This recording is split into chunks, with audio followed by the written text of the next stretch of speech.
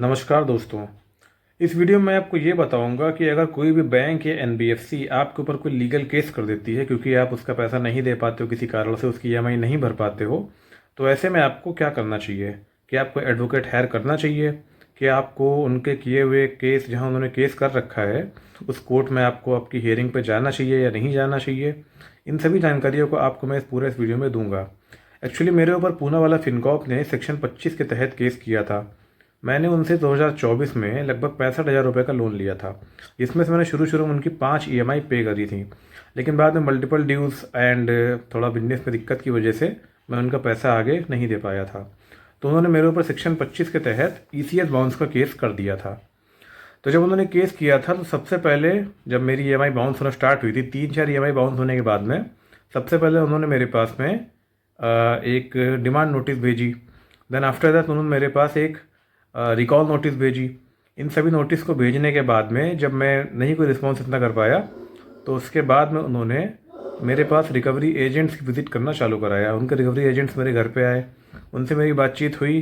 And जब ये सब हो गया उसके बाद में अब मैंने सोचा कि सिविल मेरी ख़राब हो चुकी है, अब मैं क्या ही कर सकता हूँ, सिविल ख़राब हो चुकी, मल्टीपल ड्यूज़ भी था। तो मेरे दिमाग में कहीं ना कहीं ये बात आई कि मैं इसका सेटलमेंट करा कर किसको ख़त्म करूँगा, बिकॉज सिविल मेरी ख़राब हो चुकी थी, मल्टीपल ड्यूज़ में फंसा हुआ था। टेंशन है, इसको फ़ायदा नहीं, इसलिए मैंने क्या किया, इसको मैं सोचा सेटलमेंट करा ख़त्म कर दूंगा। अब जब ये सब हो गया, रिकवरी एजेंट्स भी आ चुके हैं, सब हो गया, उसके बाद में मेरे पास में सबसे पहले लोक अदालत का एक नोटिस आता है। लोक अदालत में क्या होता है कि आपको बुलाया जाता है एंड कंपनी के जो भी एडवोकेट होते हैं आपके सामने बैठे होते हैं और एक आपस में समझौता करा के सेटलमेंट हो जाता है। तो मुझे इतनी नॉलेज टाइम थी नहीं, तो मैं उस अदालत में नहीं गया। कारण ये था क्योंकि जिस डेट की हियरिंग पर उन्होंने मुझे बुलाया था उस टाइम मैं अपने घर पे नहीं था, जिस कारण से मैं उस अदालत में भी नहीं जा सका। अब ये सब हो गया, उसके बाद में इस साल फरवरी 2025 में उन्होंने मेरे ऊपर कैलकाटा 8th मजिस्ट्रेट कोर्ट के थ्रू सेक्शन 25 का केस लगा दिया। मुझे पता नहीं था बिकॉज कोई मेरे पास नोटिस वगैरह तो आई नहीं थी। फरवरी में केस मेरे ऊपर हुआ था। मेरे पास जो पहली प्री कॉन्जिनेंस नोटिस आई थी वो आई थी मेरे पास अप्रैल में। अप्रैल में जब नोटिस मेरे पास आई थी तो मुझे मतलब नॉलेज थी नहीं कि ऐसा कुछ हो सकता है। मैंने यूट्यूब वगैरह पर सर्च किया था, हर जगह लगभग मुझे यही सुनने को मिला था कि कोई भी लोन कंपनी केस वेस नहीं करती, जितने भी नोटिस आती है ये सब आपको फेक होता है, इस पर आपको इतना मतलब परेशान होने की ज़रूरत नहीं है। मैंने तो यही सोचा हमेशा, तो मैंने इसको हमेशा एकदम हल्के में लिया, मुझे कुछ पता नहीं था इस बारे में। उसके बाद मैंने खैर प्री कॉन्जिनेंस नोटिस को भी मैंने इग्नोर कर दिया। इस बीच मेरे पास लगातार एजेंट्स के कॉल वगैरह आते थे कि आपके ऊपर लीगल एक्शन हो गया है, अब आपको जो है पे करना होगा, एक ईएमआई दे दो या 2 ईएमआई दे दो, आपका केस वापस ले लेंगे, ये वो। मैंने सब कुछ इग्नोर किया बिकॉज मैं सेटलमेंट ही करने की सोच रहा था, बिकॉज सिविल मेरी ऑलरेडी ख़राब हो चुकी थी एंड थोड़ा फंड इशू भी था। उसके बाद में फिर जब ये हो गया प्री कॉन्जिनेंस नोटिस के बाद में, आपको बता दें प्री कॉन्जिनेंस नोटिस का मतलब क्या होता है। प्री कॉन्जिनेंस नोटिस का मतलब ये होता है कि कोर्ट आपको बुला रहा है कि आप अपना पक्ष रखो एंड दोनों के पक्ष की सुनी जाती है, आप अपना पक्ष आके रखो इसमें कि आप मतलब ऐसा क्यों नहीं कर रहे हो। एंड अगर सब कुछ सही होता है तो केस आपको वहीं से ख़त्म हो जाता है, मतलब ये होता है। मुझे बाद में पता चला, पहले मुझे नहीं पता था, इसलिए मैं वहाँ नहीं जा पाया था।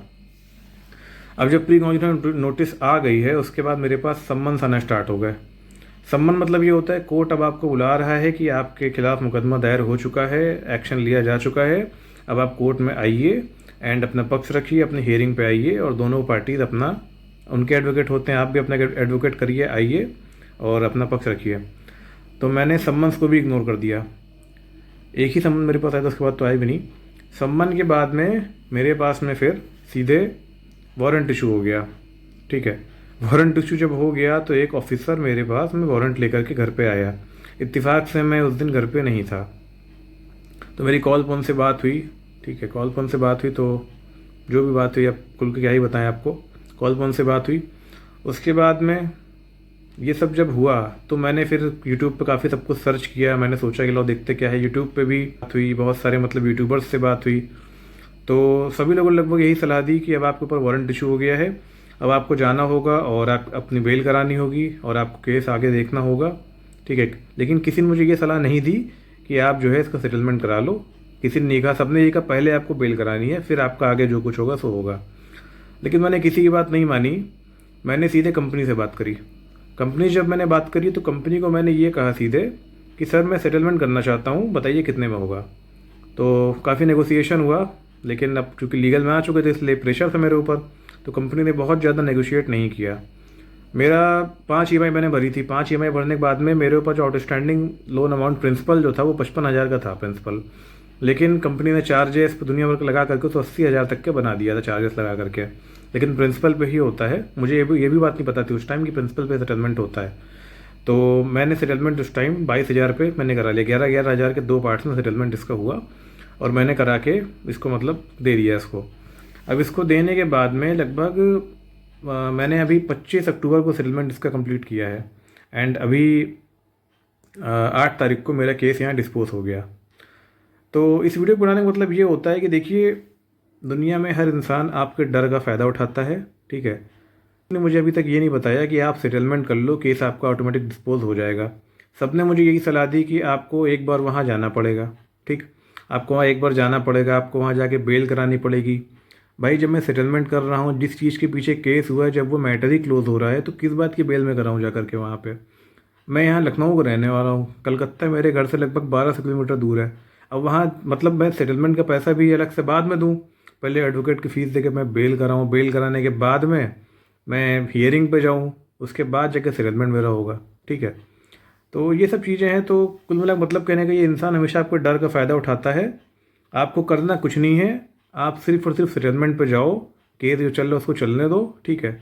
आप सिर्फ कंपनी से बात करो सीधे, कंपनी से करके सेटलमेंट कराओ, पैसा अपना दो, केस कंपनी आपको ऑटोमेटिकली विड्रॉल कर लेती है, कुछ आपको नहीं करना पड़ता है यहाँ पर। भाई जितने भी अब तक सेक्शन 25 के केस हुए हैं, या जितने भी अब तक के आपके इस तरह केस हुए हैं, चेक बाउंस के हो गया, सेक्शन 316 318, किसी में भी जेल नहीं होती कभी भी, ठीक, कभी भी किसी में जेल नहीं होती है।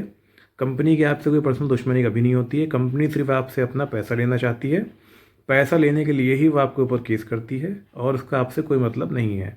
अगर आप जेल चले जाओगे तो कंपनी को उसका पैसा कैसे मिलेगा, आप खुद बताओ, ठीक। देखो भाई, अगर आपके पास आपका लोन अमाउंट बड़ा है मतलब जिसके आप जुगाड़ नहीं कर पा रहे हो, सेटलमेंट के पैसे भी आपके पास अगर नहीं है, आपके पास टाइम कम है, तो आपको बेल आई थिंक करा लेना चाहिए। लेकिन बेल कराने का एक तरीका ये भी होता है कि अगर आपके पास एडवोकेट हायर करने के पैसे भी नहीं हैं, तो आप वहाँ कोर्ट जाइए, एक एप्लीकेशन वहाँ आप दर्ज करिए, एक आप खुद से भी एप्लीकेशन लिख के वहाँ बेल की एप्लीकेशन आप वहाँ पर डाल सकते हैं। आप अगर कोई भी एआई से बोलेंगे तो आपको पूरा ड्राफ्ट बना के वो दे देगा। वही ड्राफ्ट आप वहाँ पे अपना जो भी आपके मजिस्ट्रेट उनके सामने पेश करिए, आपकी बेल वहाँ हो जाएगी, ठीक है। बिना एडवोकेट की भी हो जाती बेल, आपकी कोई दिक्कत नहीं होती है, ठीक है। एंड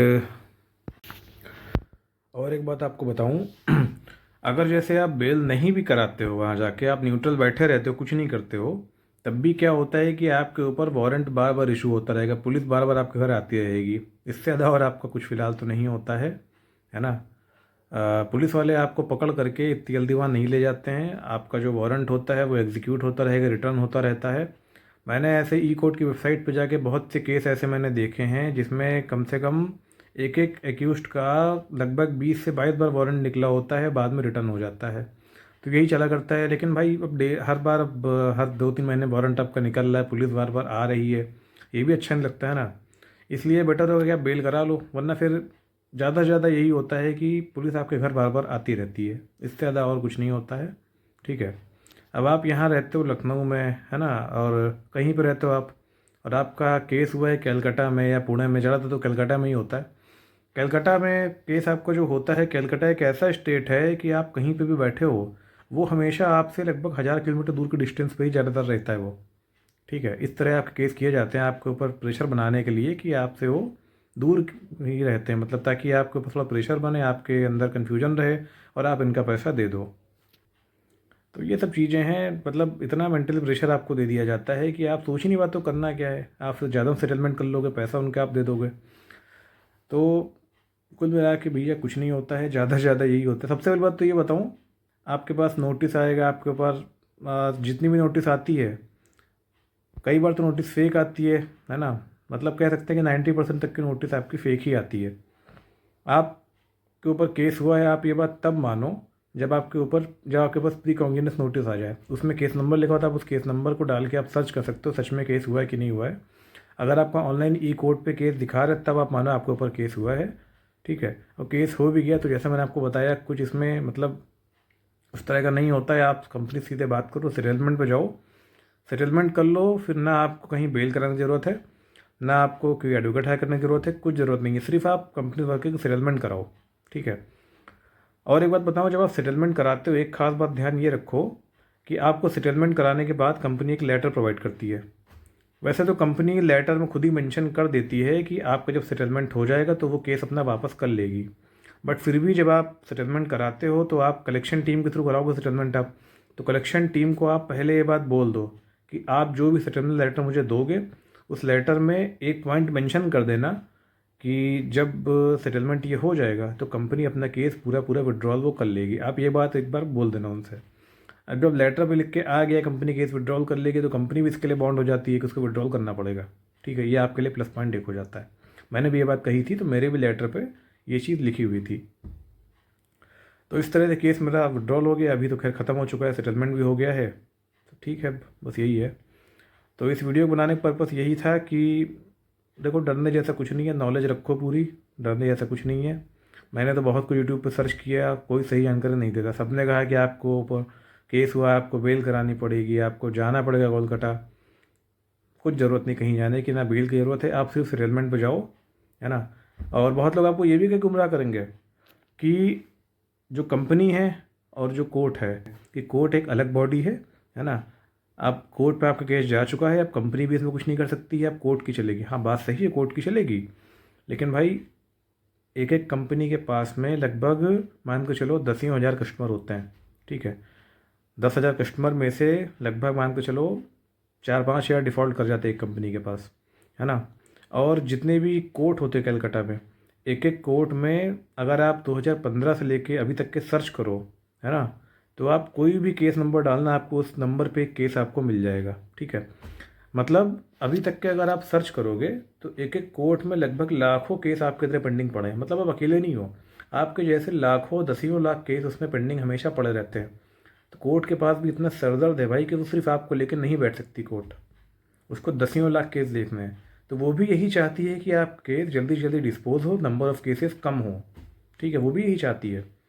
तो जब कंपनी अगर केस विड्रॉल कर रही है, आपने सेटलमेंट करा लिया है, सब कुछ हो गया है, तो फिर कोई गुंजाइश नहीं रह जाती है कि आपका केस फिर भी पेंडिंग रहेगा।